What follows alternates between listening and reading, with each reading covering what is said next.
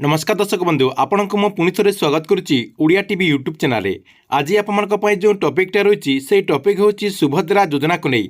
सुभद्रा योजनार प्रथम किस्तिर जो चतुर्थ पर्यायर टंका रही से चतुर्थ पर्यायर टंका आपण को केते तारिख रे मिल पारे से नहीं गोटे बहुत बड़ा अपडेट होची आपण जहाँकि से डेट रे सुभद्रा योजनार चतुर्थ पर्यायर जो टंका रही से टंकाटी पाई पारिबे बोली सूचना रही।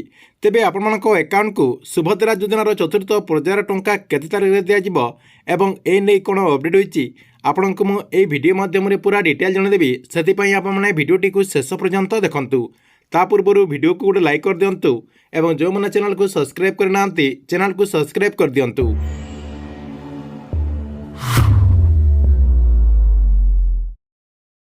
आपण मैंने समस्ते जानते जे बहुत सारा महिला मैंने जहाँकि सुभद्रा योजनार जो प्रथम किस्तिर चतुर्थ पर्यायर टंका रही से चतुर्थ पर्यायर टंका को अपेक्षा कर रही जे राज्य सरकार से अकाउंट को यही 5,000 केते तारिख रे ट्रांसफर करेंगे। देखो आपंकर डिसेम्बर मसरे ये टंकाटी मिलबो बोली कहुला तापर आपंकर जनवरी 15 तारिख पर ये टंकाटी मिलबो बोली कहुला एवं एबे कहुछि डिसेम्बर शेष सप्ताह रे आपनको जहाँकि सुभद्रा योजनार 5,000 टंका मिलबो बोली कहुछि किंतु सरकार तरफ एजाएं आपंकर ऑफिशियली डेट घोषणा करा जायनि जहाँकि समस्त मन में वर्तमान सुधा भी द्वंद्व रही।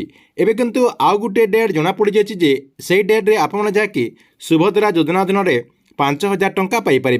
ता पूर्व देखु सुभद्रा योजना अधीन जनापड़ी पुरुष मैंने भी आवेदन करते जहाँकि 157 जन पुरुष सुभद्रा योजना अधीन आवेदन कर फर्म टी सरकार तरफ जहाँकि रिजेक्ट कर माननीय उपमुख्यमंत्री प्रभाती परिड़ा सूचना देते।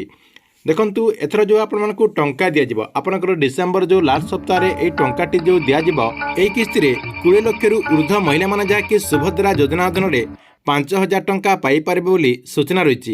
यह सहित देखो सुभद्रा योजनार जो आपंकर प्रथम किस्तिर जो चतुर्थ पर्यायर टंका रही ये टंकाटी आपण अकाउंट को केते तारिख रे राज्य सरकार तरफ ट्रांसफर करा बोली सूचना रही। देखो किसी मीडिया सूत्र जनापड़ी सुभद्रा योजनार जो प्रथम किस्तिर चतुर्थ पर्यायर जो टंका रही से टंकाटी फेब्रुआरी 28 तारिख रे योग्य महिला मान अकाउंट को 5,000 टंका सीधा सलख डीबीटी माध्यम ट्रांसफर करा जाय पारे बोली सूचना रही।